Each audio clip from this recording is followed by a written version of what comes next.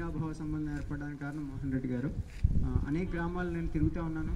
ఎందుకంటే ఈ భూమే మనందరి యొక్క తల్లిగా భావిస్తాం. మన తల్లి భూమి అంతా, ఈ ప్రపంచం అంతా కూడా మన ఇల్లు. సో భూమిని రక్షించుకోవాల్సిన బాధ్యత మనకున్నది, ప్రకృతిని రక్షించాల్సిన బాధ్యత మనకున్నది. అవంతా కూడా మనిషి ఈరోజు మర్చిపోయి ఇప్పుడు చేస్తున్నటువంటి పని ఏంటంటే పూర్తిగా భూమిని నాశనం చేసేటువంటి మార్గం చేపట్టాడు. అంటే అన్ని విధాలా కూడా, అంటే మన లైఫ్ స్టైల్ విషయంలోకి వస్తే మనం తినే ఆహారాలు కానీ, మనం వాడే ప్లాస్టిక్లు కానీ, ఇవన్నీ కూడా భూమిని ఎంతో నాశనం చేస్తూ ఉన్నాయి. సో అందుకని చెప్పి మన విధానంలో మార్పు చేసుకోవాలి. మనం భూమిని రక్షించడం కోసం, మన దేశాన్ని ఉద్ధరించడం కోసం, మనల్ని మనం గొప్ప వ్యక్తులుగా తీర్చిదిద్దుకోవడం కోసం ఈ విద్య అనేటువంటిది మనం ప్రతి ఒక్కళ్ళు కూడా చిన్నపిల్లల దగ్గర నుంచి అందరూ కూడా అభ్యసించాల్సిన అవసరం ఉన్నది. ఆ విద్య ఎటువంటిది అంటే స్వామి వివేకానంద చెప్పినట్టుగా మనకి ఏదైతే శీల సంపదని వృద్ధి చేస్తుందో, వ్యక్తిత్వాన్ని వికసింపజేస్తుందో, బుద్ధిని వికసింపజేస్తుందో, మన కాళ్ళ మీద మనల్ని నిలబెట్టి నిజాయితీగా స్వచ్ఛందంగా నిలబడగలిగేటట్టు చేయగలుగుతుందో అటువంటి విద్య నిజమైనటువంటి విద్య అని చెప్తారు. మరి అలాంటి విద్యని మనం అందరం అభ్యసించి గొప్ప వ్యక్తులుగా తీర్చిదిద్దబడగలిగితే ఈ పాఠశాలలు పెట్టినందుకు, ఇదంతా విద్యను ఇస్తున్నందుకు నిజంగా ఉపయోగకరం అవుతుంది. సో కానీ ఈ రోజున భారతదేశ పరిస్థితి చూస్తూ ఉంటే మనందరం చేసినటువంటి ప్రతిజ్ఞ మనం పాటిస్తున్నామా? All Indians are my brothers and sisters అని చెప్తున్నాం, కానీ నిజంగా పాటిస్తున్నామా? అందరినీ మంచిగా చూసుకుంటున్నామా లేదా అనేది మనం ఒకసారి ఆలోచించాలి. ఈరోజు మనం ఎంత టైం వృధాగా పోతుంది. యువత ముఖ్యంగా భారతదేశంలో ఎంత యువత ఉందంటే, యువశక్తి ఏ దేశంలోనే లేదంటే యువశక్తి ఉంది. కానీ అన్ని దేశాల కంటే భారతదేశంలో యువశక్తి బూడిదలో పోసినటువంటి పన్నీరు అంటారు చూసా, అట్లా వృధా అయిపోతూ ఉన్నది. మరి అటువంటి వృధా అయ్యేటువంటి ఈ యొక్క యువశక్తిని సరైన మార్గంలో, సన్మార్గంలో నడిపించడం కోసం మరి ఆ రోజు స్వామి వివేకానంద ఏదైతే స్ఫూర్తినిచ్చారో యువజన దినోత్సవంగా, జాతీయ యువజన దినోత్సవంగా వివేకానంద పుట్టినరోజును జరుపుకుంటాం. మీ అందరికీ తెలుసు కదా. ఏ రోజు అది? జనవరి 12వ తారీఖు. జనవరి 12వ తారీఖున మొదలుపెట్టి మనము ఈ యొక్క యాత్రను కూడా స్టార్ట్ చేయడం జరిగింది. సైకిల్ యాత్రలో ఈ యొక్క అనేక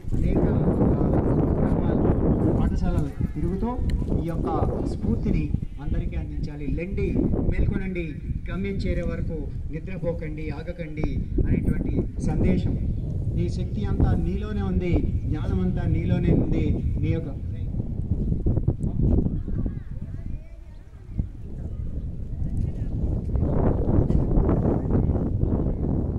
రండి.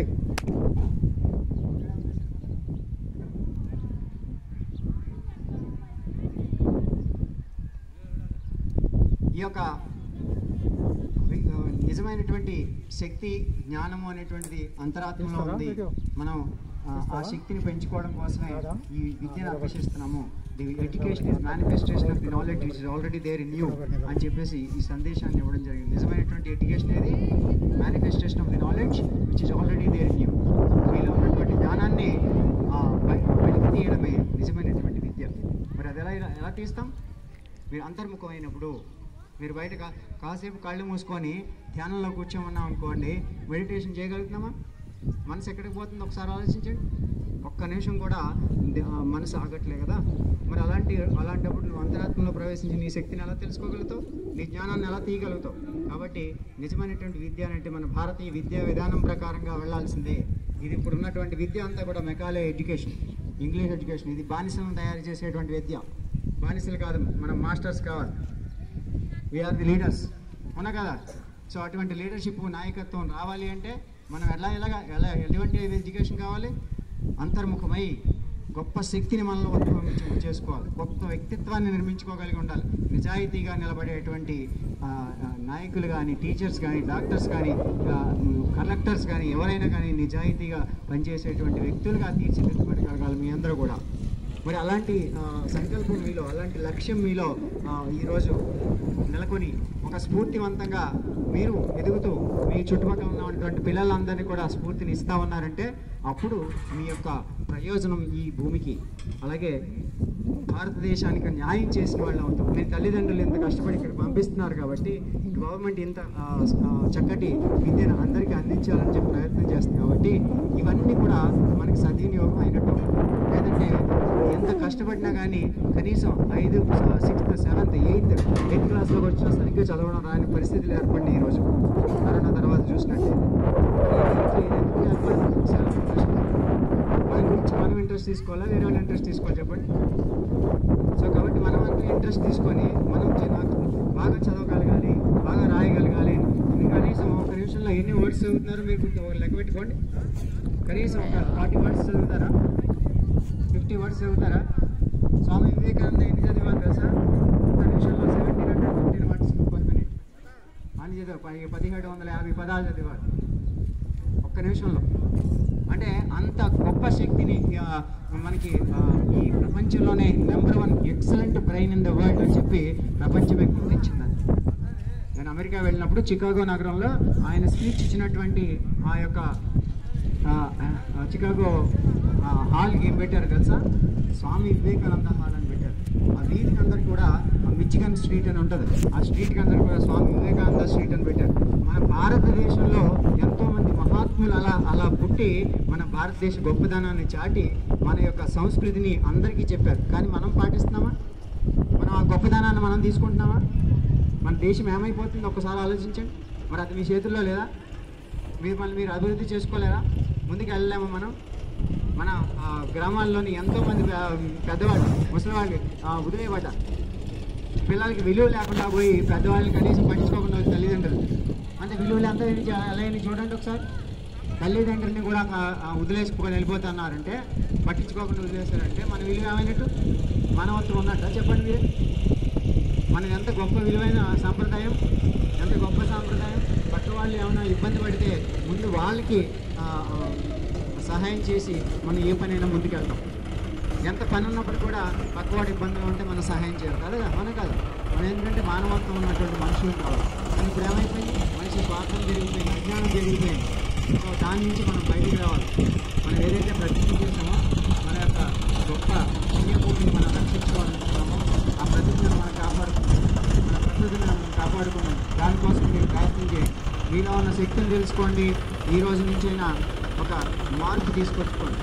ఆల్రెడీ సంస్కార విద్యా స్టడీ సెంటర్ ప్రతి గ్రామానికి కూడా స్టడీ సెంటర్స్ ఏర్పాటు చేయడం. స్వచ్ఛందంగా కొంత డబ్బులు కేవలం కష్టపడి సంపాదించిన డబ్బులు ఖర్చు పెట్టి వాళ్ళకి అందరికీ ట్రైనింగ్లు ఇచ్చి జీతాలు ఇచ్చి మళ్ళీ ఇవన్నీ కూడా మెడిసిన్స్ తీసుకొచ్చి అందరికీ అన్ని గ్రామాలకి సర్వీస్ ఎందుకు చేసేది? మన దేశాన్ని మనం బాగు చేసుకోవాలి. మనది కాదా? మన దేశం కాదా? మీరు నా చెల్లెలు కదా, మీ తమ్ముళ్ళు కదా? మనం ప్రతిజ్ఞ చేసాం కదా, చెల్లెలు తమ్ముళ్ళు. మన చెల్లెలు తమ్ముళ్ళు పాడైపోతుంది మనం చూస్తా కూర్చోవాలా? కాబట్టి నేను లండన్లో సరిగ్గా జాబ్ చేసుకోవచ్చు, నా కంపెనీ రన్ చేసుకోవచ్చు. కానీ అలా కూర్చుంటే నా దేశం ఏమైపోవాలి? అందుకని చెప్పి అక్కడి నుంచి లండన్ నుంచి ఢిల్లీ వరకు సైకిల్ యాత్ర తీసుకొచ్చి ప్రపంచ రికార్డు సాధించారు. ప్రపంచ రికార్డు సాధించడం కోసం కాదు, మీ అందరి యొక్క భవిష్యత్తు కోసం మేము ఇక్కడ రావడం జరిగింది. మీలో ఒక గొప్ప వ్యక్తి తయారయ్యంటే నేను ఇక్కడికి వచ్చిన కార్యక్రమం ఒక సక్సెస్ఫుల్ అయినట్టే లెక్క. కాబట్టి మీరందరూ కూడా నేనే ఆ గొప్ప వ్యక్తిని అని ఎవరనుకుంటారో ఒకసారి చేతులు ఎత్తండి. నేనే ఆ గొప్ప వ్యక్తిని తయారవుతాను, ఆ స్ఫూర్తిని నేను తీసుకుంటానన్న వాళ్ళు చేయొద్దండి. నేను స్ఫూర్తిగా తీసుకొని గొప్ప వ్యక్తిగా తీర్చిదిద్దబడతానని వాళ్ళు చేయొద్దండి ఒకసారి.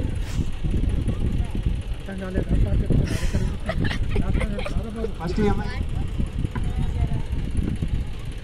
ఏమయ్యే తల్లి ఆ స్ఫూర్తి అనేటువంటి ఫస్ట్ ఉండాలి. అంటే నేను తీర్చిదిద్దబడగలుగుతాను అనేటువంటి స్ఫూర్తి మనలో ఉండాలి. మన సంకల్పం అది ఉండాలి. నేను ఒక గొప్ప పని చేయడానికి పుట్టాను అనుకోవాలి తప్ప ఊరికే టైంపాస్ చేయడానికి, అటు ఇటు చేయడానికి, జంక్ ఫుడ్ తినడానికి పుట్టాం మనం. ఒకసారి చెప్పండి అమ్మా, మీరు ఒకసారి ఆలోచించండి. ఊరికే టైంపాస్ చేసి ఇలా స్కూల్కి వచ్చి అటు ఇటు ఆడుకుని వెళ్ళిపోవడం, లేదా చదువుకొని మంచిగా అట్లా తల్లిదండ్రులు ఆనందింపజేయడం. చెప్పండి ఏం చేయాలి మనం? మీకు అవకాశం ఉందా లేదా? మంచి అవకాశం ఉందా లేదా? మీరు గొప్ప వ్యక్తి అవ్వే అవకాశం ఉందా లేదా చెప్పండి ఫస్ట్. ఉంది. మరి ఉన్నప్పుడు ఉపయోగించుకోవాలా, వినియోగం చేసుకోవాలా? వినియోగించుకోవాలి. ఉపయోగించుకోండి. దానికి కావాల్సినటువంటి ఏదైతే సపోర్ట్ కావాలో అది మీ అన్నగా నేను సపోర్ట్ చేయడానికి మీ ముందున్నాను. మీకు ఏదైనా ఈ క్లాసెస్ కావాలి, ఫెసిలిటీ కావాలి, ఇంకా ఆన్లైన్ క్లాసెస్ ఏర్పాటు చేసాం. అన్ని విధాలైనటువంటి సౌకర్యం ఎక్కడైనా అక్కడ మంచి మంచి ఒక ఇటువంటి భావాలను టీచర్ని ట్రైన్ చేసి ఇక్కడ టీచర్ని పార్ట్ టైం కూడా ఏర్పాటు చేసిన ప్రతి పాఠశాలలో. మరి అలాంటిది మీ గ్రామంలో మీ టీచర్స్ మీకు ఇక్కడ ఇంట్రెస్ట్ ఉన్నట్టయితే ఇక్కడ కూడా ఏర్పాటు చేయడానికి మరి మోహన్ రెడ్డి గారు ఇక్కడే ఉన్నారు కాబట్టి చక్కగా ఈ యొక్క గ్రామంలో స్టడీ సెంటర్, మానవతా స్టడీ సెంటర్ ఏర్పాటు చేసుకొని మంచి వ్యక్తిత్వ వికాసము, గొప్ప విద్య, క్వాలిటీ ఎడ్యుకేషన్ డెవలప్ చేసుకోవచ్చు. అప్పుడు మీరు చదివిందంతా కూడా సద్వినియోగం అవుతుంది, మీ గ్రామం గొప్పగా తీర్చిదిద్దబడుతుంది. కాబట్టి అందరూ కూడా స్ట్రాంగ్గా తయారు కావాలి, physically, mentally, intellectually and spiritually. అర్థమైందా? ఫిజికల్లీ అంటే శారీరకంగా బలంగా ఉండాలి. ఇంకే బలం పెంచుకోవాలి? మానసికంగా మనోబలం పెంచుకోవాలి, బుద్ధి బలం పెంచుకోవాలి, తర్వాత ఆత్మబలం పెంచుకోవాలి. ఈ 4 బలాలు ఎప్పుడైతే పెరుగుతాయో అదే నిజమైనటువంటి విద్య. మనం ఎప్పుడు భయపడుతుంటే అవ్వదు, భయమే మరణం. ఎప్పుడైతే ధైర్యంగా ఉంటామో అదే మనకి జీవనం. కాబట్టి భయం అనేటువంటిది లేకుండా నిర్భయత్వంతో ఉండండి, ధైర్యంగా ఉండండి. ధైర్యంగా మీరు ఈ సబ్జెక్ట్ రాదు, అది చదవడం రాదు, ఇది చదవడం రాదు కాదు. ఇక్కడ ఈ పాఠశాలలో ఏదైతే ఉందో మీకు కేవలం తెలుసుకోండి చక్కగా. ఇంకోటి 10th క్లాస్ వాళ్ళకి, 9th క్లాస్ వాళ్ళకి నేను చెప్పేది ఏంటంటే తప్పనిసరిగా మీరు రోజు ఒక క్లాస్ అనేది తీసుకోండి. మ్యాథమెటిక్స్, ఇంగ్లీష్ మీ 7th క్లాస్ పిల్లలకి, వాళ్ళకి అలాగే మిగిలిన వాళ్ళు 7th క్లాస్ వాళ్ళు, 6th క్లాస్ వాళ్ళు తీసుకోవచ్చు. తప్పనిసరిగా teaching by learning is very very important. ఎవరెవరికి క్లాసెస్ తీసుకుంటారు చెప్పండి? క్లాసెస్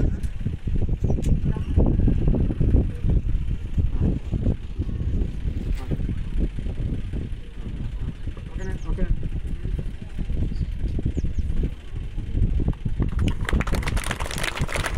రోజు టీచింగ్ చేయాలి. ఓకే. సో టీచింగ్ అనేటువంటిది అందరికీ, మీరు ఒక వాలంటీర్గా, కార్యకర్తగా, ఇప్పుడు మేము అక్కడి నుంచే వచ్చాం కానీ మీరు టీచింగ్ అనేది మీరు అలవాటు చేసుకుని మీ పక్క వాళ్ళకి, లెక్కలు రాని వాడికి మ్యాథమెటిక్స్ రాని వాడికి మ్యాథమెటిక్స్ చెప్పడం, ఇంగ్లీష్ రాని వాళ్ళకి ఇంగ్లీష్ చెప్పడం, మీకు ఏదో వచ్చి ఆ సబ్జెక్ట్ చెప్పండి. పక్క వాళ్ళని షేర్ యువర్ నాలెడ్జ్. ఆ విధంగా మిమ్మల్ని మీరు అభివృద్ధి చేసుకోవడానికి ప్రయత్నం చేయండి, టైం వేస్ట్ చేయకండి.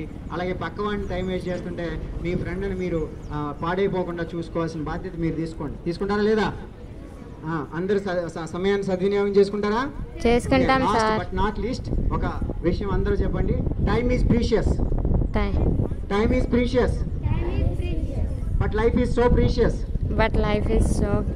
So be cautious. అర్థమైంది అందరికి? అర్థమైంది. టైమ్ ఈజ్ ప్రీషియస్ అంటే సమయం చాలా విలువైంది, జీవితం చాలా విలువైంది. కాబట్టి చాలా జాగ్రత్తగా ఉండాలి అని చెప్పి ప్రతిరోజు గుర్తుపెట్టుకోండి. ఒక్క నిమిషం కూడా వేస్ట్ చేయకుండా సద్వినియోగం చేసుకోండి. చదువుకోండి, లేదంటే సేవ చేయండి, ఏదో ఒక మంచి పని చేయండి, మొక్కలు బాతండి, ఒక ప్రకృతిని రక్షించండి. కానీ ఒక్క విషయం మాత్రం గుర్తుంచుకోండి, మీ ఆరోగ్యాన్ని మాత్రం పాడు చేసుకోకండి. ఆరోగ్యమే మహాభాగ్యం. అందరికీ తెలుసు. ఆరోగ్యం పాడవడానికి కారణం ఐస్ క్రీమ్లు, జంక్ ఫుడ్లు, ఇవన్నీ కురుకురేలు, అంతా తీసుకెళ్ళి ఇదేమో డస్ట్బిన్ కాదు, ఇది టెంపుల్. శరీరం ఏంటిది? దేహమే దేవాలయం. ఇదే డస్ట్బిన్ కాదు కదా. డస్ట్బిన్లో తయారు చేయకండి దీన్ని. మంచి ఆహారాలు తింటూ, మరి దేవాలయంలో ఏం కొడతాం? కొబ్బరికాయలు కొడతాం, అరటి పండ్లు, మంచిగా పండ్లు పెడతాం, అంతేనా? అట్లనే ఇలాంటి మంచి ఆహారం ఇవ్వమని చెప్పి మనకి ఆ టెంపుల్స్ చెప్పేది. దేహమే దేవాలయం, లోపల ఉండేవాడు ఎవరు? దేవుడు. అందరినీ దైవంలా చూడండి, ప్రతి ఒక్కరిని. టీచర్స్, విద్యార్థులు అందరూ కూడా దైవమే. సో అలా దైవభావం ఎప్పుడైతే ఉందో ఆ సద్భావంతో మీరు గొప్ప వ్యక్తులుగా తీర్చిదిద్దబడతారు. ఇదే మీకు మొదటిగా నేర్చుకోవాల్సినటువంటి సూత్రము. ఓకే. Time is precious. చెప్పండి. Time is precious. But life is so precious. But life is so precious. So be cautious. So be cautious. Thank you. Thank you all. Namaskar.